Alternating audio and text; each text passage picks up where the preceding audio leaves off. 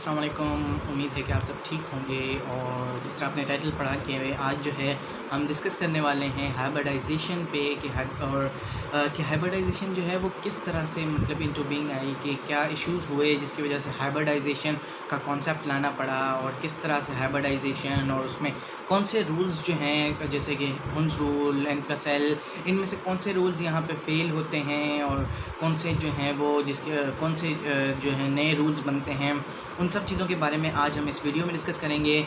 और उसके साथ जो है सबसे स्पेशल चीज़ ये है कि मैं आपको एक हाइब्रिडाइजेशन की जो है एक बहुत ही स्पेशल एक ट्रिक बताऊंगा, जिससे आप ऑलमोस्ट तकरीबन सब कंपाउंड्स जो हैं उन जो की जो हाइब्रिडाइजेशन है आप इजीली विदाउट एनी डिफ़िकल्टी जो है आप उस फार्मूला को पुट करें तो आप जो है उसकी फाइंड कर सकते हैं हाइब्रिडाइजेशन। वो चाहे वो हों रेडिकल्स हों, आयॉन्स हों, तो आप उनकी इजीली हाइब्रिडाइजेशन इस फार्मूला से फाइंड आउट कर सकते हैं। तो पूरी वीडियो देखिएगा, एंड में मैं इंशाल्लाह वो ट्रिक भी बताऊंगा। तो और हाँ, अगर आपने चैनल को सब्सक्राइब नहीं किया तो सब्सक्राइब कीजिए और जो है कंप्लीट वीडियो वॉच कीजिएगा, आपको बहुत ज़्यादा हेल्प होगी। तो चलें वीडियो की तरफ चलते हैं।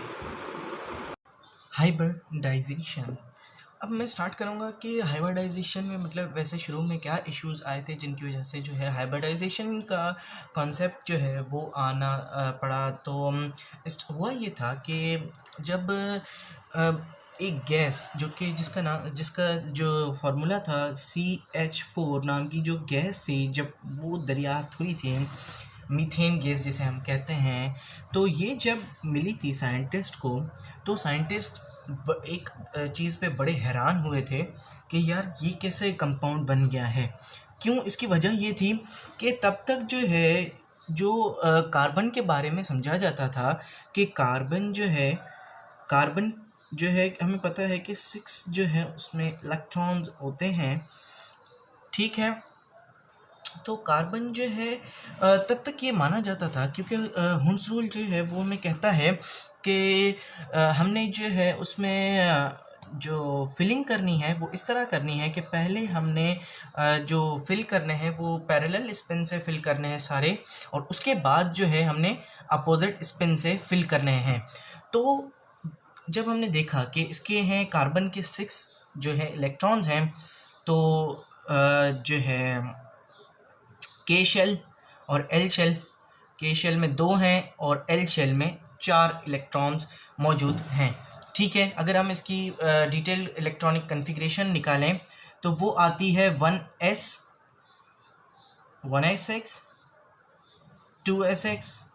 हम 1s के साथ x नहीं लगाते क्योंकि एक ही होता है इसमें, और 2px 2py और 2pz, ठीक है।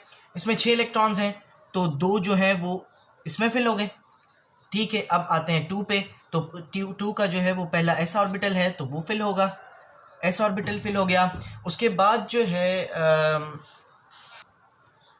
है px ऑर्बिटल जो है, क्योंकि px py और pz 3 ऑर्बिटल्स हैं, तो हमें पहले पैरेलल स्पिन से फिल करते हैं। px में 1 डाला और py में 1 आ गया, तो हमने ये देखा कि 6 इसके इलेक्ट्रॉन्स तो यहीं पे कंप्लीट हो गए, ठीक है।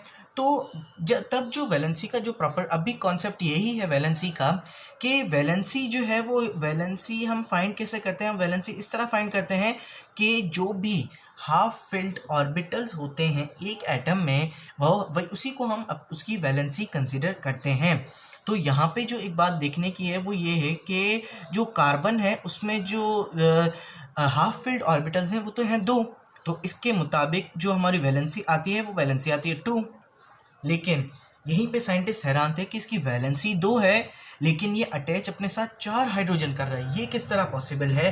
तो फिर यहाँ पे जो है ये फिर उनको लगा कि यहाँ पे जो है हुंस रूल जो है वो वैलिड नहीं हो रहा। लाजमी बात है इनका कोई और चक्कर है। जैसे हुंस रूल कहता था कि पहला जो ऑर्बिटल है, अगर हमारे पास 3 डिफरेंट ऑर्बिटल्स हैं एक ही के, तो फिर हमने उसको पहले पैरेलल स्पिन से फिल करना है, उसके बाद अपोजिट स्पिन से फिल करना है। लेकिन अगर डिफरेंट ऑर्बिटल है तो लाजमी बात है 1s6 है तो उसको तो हम कंप्लीट, क्योंकि इसके साथ और कोई है नहीं।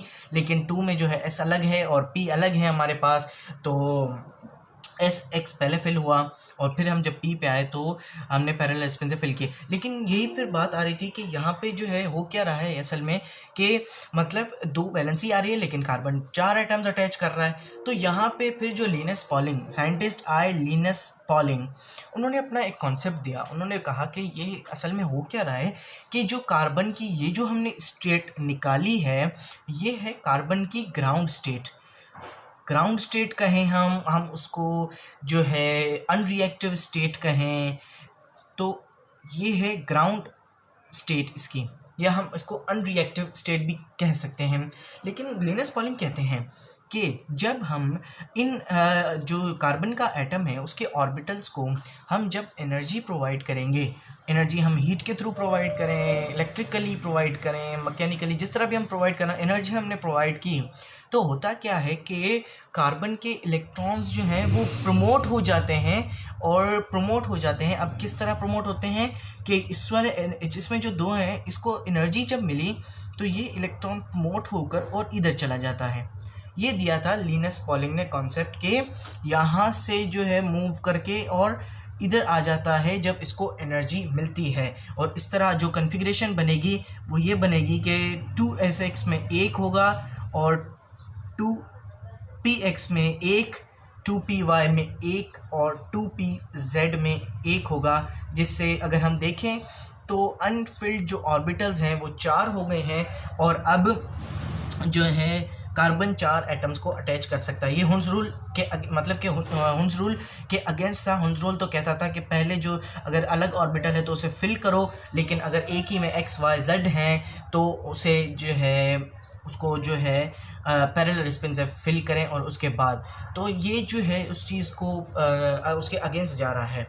लेकिन फिर एक और प्रॉब्लम ये आई कि जब CH4 के मॉलिक्यूल की डीप स्टडी हुई तो फाइंड आउट ये हुआ कि जो CH4 का मॉलिक्यूल है उसमें जो है सारी की सारी जो वो है बॉन्ड्स हैं सी के साथ, मतलब हाइड्रोजन के जितने भी बॉन्ड्स हैं कार्बन के साथ, वो सारे के सारे जो हैं वो सेम हैं, वो सिमिलर हैं, सारे के सारे सिमिलर बॉन्ड्स हैं वो सारे के सारे। और एक तो और दूसरा ये कि नॉन पोलर मॉलिक्यूल पता चला क्योंकि इसकी जो डाइपोल मोमेंट फाइंड आउट हुई वो हुई 0, यानी कि ये सिमेट्रिकल एक मॉलिक्यूल बना।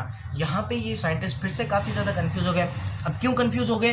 क्योंकि कार्बन जो है वो 4 बॉन्ड्स बना रहा है। हमने ये देख ली कि इसकी जो ये रिएक्टिव स्टेट जो हो गई, पहले जो अनरिएक्टिव स्टेट थी अब ये रिएक्टिव स्टेट या एक्साइटेड स्टेट हो गई।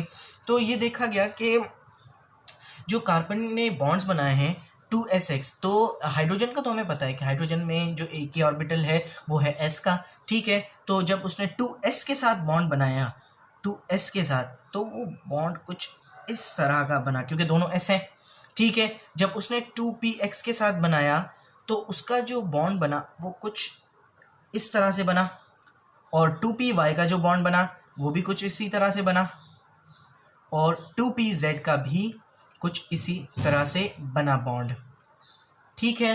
तो यहाँ कंफ्यूज यहाँ पे हो रहे थे साइंटिस्ट कि हम देख रहे हैं कि ये तीनों बॉन्ड्स जो हैं ये तो आपस में सिमिलर हैं, चलो ठीक है, इनमें बॉन्ड लेंथ्स वगैरह जो है बॉन्ड्स हैं सिमिलर हो गए, डाइपोल मोमेंट नहीं रही, ठीक है। लेकिन ये जो बॉन्ड है SS का बॉन्ड ये तो इन तीनों से डिफरेंट है। तो ये इस चीज़ पे कंफ्यूज हो गए कि ये इन तीनों से डिफरेंट है लेकिन फिर भी ये एक्ट ऐसा कर रहा है कि जैसे इन सबसे में सिमिलर है। यहाँ पे साइंटिस्ट काफ़ी ज़्यादा फिर से कंफ्यूज हो गए कि क्या हुआ। तो लिनस पॉलिंग ने फिर से कहा कि इसका सॉल्यूशन मेरे पास है और मैं ही आपको जो है इसका सॉल्यूशन जो है वो समझाता हूँ। और उसने कहा, उसने अपनी बात को एक्सटेंड करते हुए, यही जो बात उसने ग्राउंड स्टेट और एक्साइटेड स्टेट की कही उसी को उसने एक्सटेंड करते हुए ये कहा कि असल में होता क्या है कि ये जो सारे ऑर्बिटल्स हैं ये आपस में एक मिक्सचर बना देते हैं और फिर उसमें से न्यू ऑर्बिटल्स बनते हैं जो कि सेम जो है एनर्जी के सेम जो है उसके होते हैं, सेम बॉन्ड्स होते हैं, कोई डिफरेंट नहीं होता। और हम जानते हैं कि sp की एनर्जी भी डिफरेंट है और ss की एनर्जीज डिफरेंट होती हैं। तो फिर उसने कहा कि जो ये एक साथ मिक्स होते हैं और इनकी एनर्जी जो है वो सेम हो जाती है। और इसी कॉन्सेप्ट को उसने हाइब्रिडाइजेशन कहा कि यही मतलब उसने अपने उस कॉन्सेप्ट को हाइब्रिडाइजेशन का नाम दिया कि जो ऑर्बिटल्स हैं वो आपस में एक मिक्सचर बना देते हैं, मिक्स हो जाते हैं और वो सेम एनर्जी के हो जाते हैं। मैं आपको ये एक सिंपल जो है एक एग्जांपल से समझाऊं कि फॉर सपोज़ करें कि हमारे पास जो है हम इंक की एग्जांपल ले लेते हैं। फॉर सपोज़ करें हमारे पास 4 बॉटल्स हैं इंक की, जिनमें से जो है कलर्स हैं हमारे पास 4 डिफरेंट कलर्स। एक है ब्लू और उसके अलावा एक है रेड और एक है ग्रीन और एक है येलो। ठीक है, हमारे पास 4 ये बॉटल्स हैं कलर्स की और हर एक में है 10 सेंटीमीटर क्यूब। ठीक है, तीन सब में जो है 10 सेंटीमीटर क्यूब है। हमने क्या किया, हमने सिंपल इन चारों बॉटल्स को एक ही बीकर में मिक्सचर बना लिया। ठीक है, हमने मिक्सचर बना लिया तो वो मिक्सचर कितने हैं उसकी क्वांटिटी हुई, कलर चेंज हो गया लेकिन क्वांटिटी जो है वो इन तीनों को प्लस करें तो वो आती है 40 सेंटीमीटर क्यूब। ठीक है, वो ही उस लिक्विड की क्वांटिटी हुई और एक नया कलर बन गया, न्यू कलर। ठीक है, न्यू कलर जब उसका बन गया तो अगर हम उसमें से फॉर सपोज़ करें अगर हम उसमें से 4 वापस जो पहले बॉटल्स में था हम उन चारों में फिल करें तो ऑब्वियसली 10 सेंटीमीटर हर बॉटल में आएगा।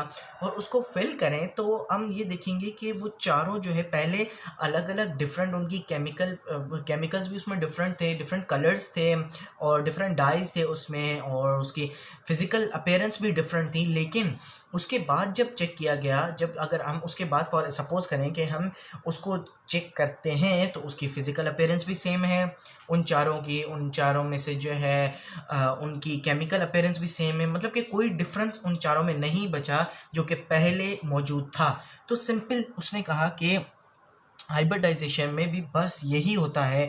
फॉर सपोज़ करें कि जो 4 ऐसे ही मतलब डिफरेंट एनर्जीज़ के ऑर्बिटल्स हैं या कुछ सेम हैं कुछ डिफरेंट हैं तो वो चारों का एक मिक्सचर बनता है। जिस तरह इस इंक का भी हमने मिक्सचर बनाया और उसके बाद वो वापस अगर पोर किए जाएं वापस वो ऑर्बिटल्स बने तो वो फिर वो सेम एनर्जी के बनते हैं। यही उसने कहा था हाइब्रिडाइजेशन के बारे में। इतना ही सिंपल सा है हाइब्रिडाइजेशन के उसका कॉन्सेप्ट के क्या हुआ था। हुन्स रूल की जो है हुन्स रूल जो है उसके साथ जो है वो वायलेट हुआ था इस कुछ कंपाउंड्स में, कुछ ऐसे एटम्स में जिसमें हुन्स रूल वायलेट हुआ था और फिर ये लिनस पॉलिंग ने ये कॉन्सेप्ट दिया। अच्छा, एक और बात कि हम जानते हैं कि जो इलेक्ट्रॉन्स हैं उसको डिस्ट्रीब्यूट करने के लिए हमारे पास 2 मेथड्स हैं।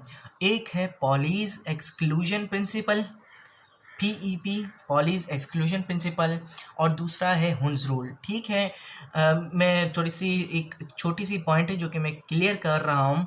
हुन्स रूल, ठीक है, पॉलीज एक्सक्लूजन प्रिंसिपल जो है वो क्या कहता है, वो कहता है कि आपने इलेक्ट्रॉन्स की जब फिलिंग करनी है वो इलेक्ट्रॉन्स की फिलिंग आपने ऐसे ही करनी है जैसे पहला एक ऑर्बिटल है तो उसको हम एक ऑर्बिट का पहला ऑर्बिटल है तो हमने उसकी फिलिंग की और उसमें कंप्लीट पहले हमने जो है एक स्पिन से डाला फिर दूसरी स्पिन से और इसी तरह हम आगे बढ़ते गए। मतलब कि हर ऑर्बिटल के ऐसे नहीं करना कि पहले सारे पैरेलल स्पिन से फिल करें और फिर जो है इसको अपोजिट स्पिन से करें। और हुन्स रूल मैंने आपको बताया। फॉर एग्जांपल हम एक छोटी सी एग्जांपल ले लेते हैं, नाइट्रोजन। हम पता है कि नाइट्रोजन के साथ जो हैं इलेक्ट्रॉन्स होते हैं और पॉलीज एक्सक्लूजन प्रिंसिपल के मुताबिक ये इस तरह डिस्ट्रीब्यूट होंगे कि ये है 1s, ये है 2s, 2px और 2py और 2pz।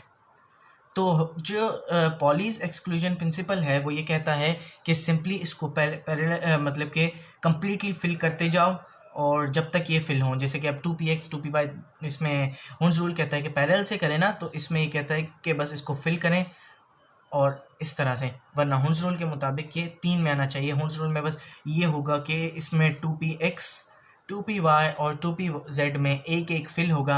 और वैलेंसी का हमें पता है कि कॉन्सेप्ट क्या है। वैलेंसी कहती है, वैलेंसी है कि half filled orbital is the valency.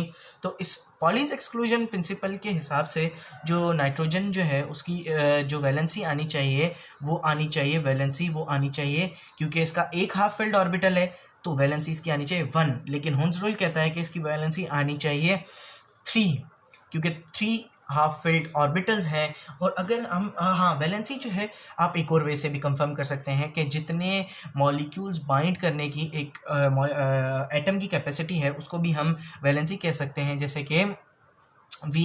कि कार्बन 4 को बाइंड कर सकता है तो हम उसकी वैलेंसी 4 कहते हैं। इसी तरह एक कंपाउंड है NH3 अमोनिया, हम देख रहे हैं कि नाइट्रोजन जो है वो जो है 3 हाइड्रोजन के साथ कंबाइन हो रहा है, यानी कि इसकी वैलेंसी 3 है, यानी कि जो हुंस रूल से आ रही है। तो मैं इसलिए क्लियर कर रहा हूँ कि पॉलीज एक्सक्लूजन प्रिंसिपल तो कम्प्लीटली फेल हो गया था काफ़ी चीज़ों पर, लेकिन जो हुंस रूल है वो सिर्फ कुछ जगहें थी जहाँ पे वायलेट हो रहा था और हाइब्रिडाइजेशन का कॉन्सेप्ट आया। लेकिन मोस्टली ये हुंस रूल जो है वो वैलिड है और हम मोस्टली सब पे लग जाता है हुंस रूल।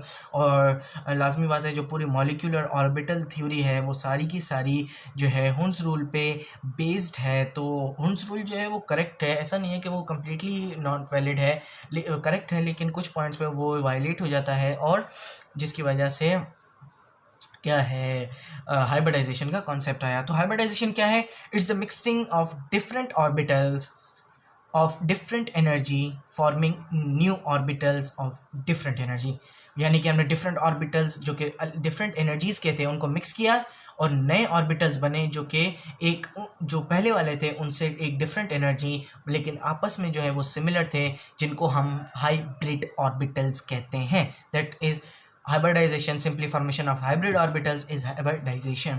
अच्छा, एक और चीज़ आती है कि हम फॉर एग्जांपल कहीं पे लिखा होता है कि 4sp3 ऑर्बिटल्स। अब ये समझ नहीं आता कि sp3 भी है 4 भी है, इसमें काफ़ी ज़्यादा जो है मैं भी कंफ्यूज हुआ था एक टाइम पे कि ये किस तरह से होगा। तो इसका मैं आपको सिंपल सा जो है इसका कॉन्सेप्ट समझा देता हूँ। अब होता क्या है कि जब हमने जिस तरह इंक्स को मिक्स किया था ना, 4 डिफरेंट इंक्स को मिक्स किया था, ये sp3 जो शो हो रहा है या sp2 जहाँ भी शो होता है इसका और ज़्यादा कुछ भी मतलब नहीं होता।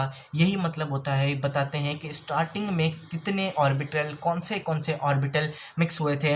यहाँ पे बस सिंपली ये बता रहा है कि एक s का मिक्स हुआ था 3p के साथ, सिंपल ये बात बता रहा है। और इसके नतीजे में क्योंकि 4 ऑर्बिटल्स जो है आपस में मिक्स हुए हैं तो 4 ही डिफरेंट ऑर्बिटल्स फॉर्म हुए हैं। इसी तरह जो है 3sp2 है, sp2 शो करता है कि एक s का मिक्स हुआ है और 2 p के, जिसके रिज़ल्ट में 3 ऑर्बिटल्स बने हैं। और जो 2sp है यानी कि एक s और एक p का मिक्स हुआ है और 2 डिफरेंट ऑर्बिटल्स उसमें से फॉर्म हुए। तो ये है फॉर्मिंग नंबर कितने फॉर्म हुए और ये है कि कौन से, ये क्वांटिटी बताता है और ये क्वालिटी बताता है। दैट सिंपल कि दिस इज़ ऑल अबाउट के हाइब्रिडाइजेशन क्या है।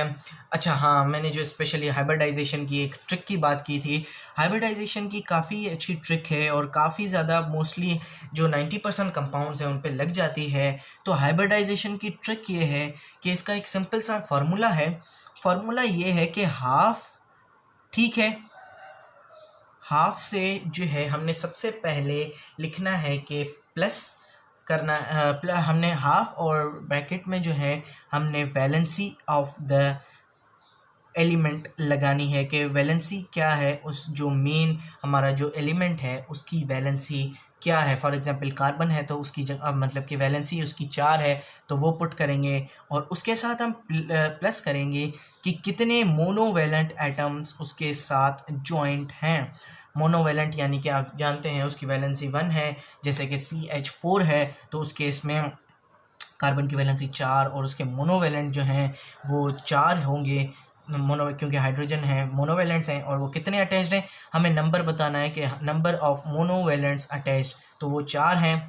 तो इसी तरह ये है फार्मूला और उसके आगे जो है प्लस द, अगर उस पर कोई पॉजिटिव नेगेटिव चार्ज है तो हमने प्लस करना है नेगेटिव चार्ज को, और अगर उस पर कोई पॉजिटिव चार्ज है तो हमने उस सूरत में माइनस पॉजिटिव करना है। यानी कि ये तो कंप्लीट जो है केस है कि ये तो कंप्लीट प्रोसेस करना है कि valency plus the number of monovalent attached. लेकिन अगर फॉर सपोज करें ये फार्मूला जो है ना सिर्फ कंपाउंड्स पे बल्कि रेडिकल्स, आयन्स और इन पे भी लग जाता है। क्यों? क्योंकि इसमें एक और कंडीशन दी गई है कि अगर जो कंपाउंड आ रहा है आपके, जैसे कि SO4-2 आता है हमारे पास और इस पे जो ओवरऑल चार्ज है वो -2 का चार्ज है। तो अगर हम देखें तो -2 है, तो क्योंकि नेगेटिव चार्ज है तो हम नेगेटिव चार्ज को प्लस करेंगे, यानी कि प्लस करना है नेगेटिव चार्ज, और अगर इन केस अगर उसमें पॉजिटिव है तो उसमें माइनस करना है पॉजिटिव इस वैल्यू से। और जो भी नंबर आए इसका, फॉर सपोज़ नंबर आ रहा है 4 आ रहा है, तो यानी कि sp3, क्योंकि हमें पता है कि ओनली sp3 के केस में 4 ऑर्बिटल्स बनते हैं। ये मैं ऑलरेडी आपको बता चुका हूँ कि किस तरह कि sp3 के केस में सिंपल मतलब कि ये आपको नंबर बताएगा और आपने क्वालिटी जो है वो आपने खुद फाइंड आउट करनी है। एंड वो काफ़ी ज़्यादा इजी है अगर आपको कॉन्सेप्ट क्लियर हो। तो ये है जो है, अगर फॉर एग्जांपल CH4 पे हम लगाते हैं, क्योंकि इस पर कोई पॉजिटिव नेगेटिव चार्ज नहीं है, तो सिंपली इस पर जो फार्मूला लगेगा वो यही लगेगा, हाफ और वैलेंसी कार्बन की 4 है और उस पर मोनोवैलेंट 4 अटैच्ड हैं, विच इज़ हाफ और multiply by 8, which answer comes is 4, और sp4 यानी कि sp3 हाइब्रिडाइज्ड। हम जानते हैं कि CH4 sp3 हाइब्रिडाइज्ड है। कुछ कंपाउंड्स हैं जिन पे ये नहीं लगता जो ये फार्मूला है, लेकिन मोस्टली क्योंकि एक तो ये फार्मूला काफ़ी ज़्यादा क्विक है, मींस कि आपको इतनी ज़्यादा उस पर सोचना भी नहीं पड़ता। और आप एंट्री टेस्ट में अगर कोई सवाल आता है, एंट्री टेस्ट में सारा गेम यही है कि आप कितना शॉर्टली उसको करते हैं, तो आपने जो है इसमें इस फार्मूला को लगाना है और डायरेक्ट आंसर निकालना है। लेकिन काफ़ी केसेस में जो है आंसर्स जो हैं वो उसमें आ जाते हैं, फ्रैक्शंस में आ जाते हैं और आंसर्स प्रॉपर्ली नहीं निकलते। तो हाइब्रिडाइजेशन की एक और चीज़ भी है कि अगर आप फाइंड करना चाहें तो आप ये फाइंड करें कि उस कोई भी मॉलिक्यूल है, कोई भी कंपाउंड है, तो उसमें कितने सिग्मा बॉन्ड्स हैं, आप ये फाइंड आउट करें। एंड अगर कोई लोन पेयर है उसमें, तो वो अगर नहीं है तो सिंपल सिग्मा बॉन्ड्स, और आपने ऐड कर देना है उसमें जो है, अगर उस कंपाउंड में कोई लोन पेयर है तो उसको ऐड कर देना है, और सेम जो है आपका आंसर आ जाना है। और वही जो है इसका हाइब्रिडाइजेशन जो है बताएगा। फॉर एग्जांपल CH4 का हम ही कंपाउंड ले लेते हैं, हम जानते हैं इसमें कोई लोन पेयर तो है नहीं, लेकिन जो सिग्मा बॉन्ड है इसमें 4 सिग्मा बॉन्ड्स हैं, और क्योंकि 4 हाइड्रोजन है और हाइड्रोजन बनाता ही सिग्मा बॉन्ड्स हैं, single bond is always a sigma bond, तो 4 सिंगल बॉन्ड्स हैं, तो 4 सिग्मा बॉन्ड्स हैं, जिसकी वजह से जो है मतलब कि इसका 4 आंसर आएगा, जिसकी वजह से हम इसकी जो वैलेंसी है हम इजीली फाइंड आउट कर लेंगे कि वैलेंसी नहीं, हाइब्रिडाइजेशन। तो ये है सिंपल ट्रिक हाइब्रिडाइजेशन पे। तो ये थी हाइब्रिडाइजेशन कंप्लीट, और आई होप सो कि आपको इसका कॉन्सेप्ट जो है अब फुली क्लियर होगा कि हाइब्रिडाइजेशन क्या है। और उसके साथ आई होप सो कि आपको ट्रिक पसंद आई होगी, और आप जो है इजीली जब भी एंट्री टेस्ट में या किसी भी टेस्ट में कोई सवाल आता है हाइब्रिडाइजेशन का, तो आप इजीली हाइब्रिडाइजेशन जो है वो आप किसी भी कंपाउंड की कैलकुलेट कर सकते हैं। और जो है अब मुझे आपकी सजेशंस चाहिए कि मैं अब जो है नेक्स्ट वीडियो जो है वो किस टॉपिक पे लाऊं। और मैंने सोचा है कि काफ़ी स्टूडेंट्स को जो है इलेक्ट्रॉनिक कन्फिग्रेशन में इशू होता है। इलेक्ट्रॉनिक कन्फिग्रेशन मतलब ये azimuthal quantum number, principal quantum, magnetic quantum number, spin quantum, इनके कॉन्सेप्ट और इनके कुछ बेस्ट MCQs जो है वो आपके साथ शेयर करूं, मैं ये सोच रहा हूं। बाकी आप अपनी सजेशंस दें, और चाहे फिज़िक्स, बायो, केमिस्ट्री, कोई भी जो है कॉन्सेप्चुअल टॉपिक आप मुझे बताएं, ताकि वो मैं आपसे डिस्कस करूं। और हाँ, मैंने जो बताया था कि जो sine theta, cos theta, tan theta, उनकी भी जो है मैं ट्रिक जो है इंशाल्लाह उसकी भी वीडियो बना के अपलोड करूँगा। और फिर नेक्स्ट वीडियो तक के लिए अल्लाह हाफिज़, थैंक यू।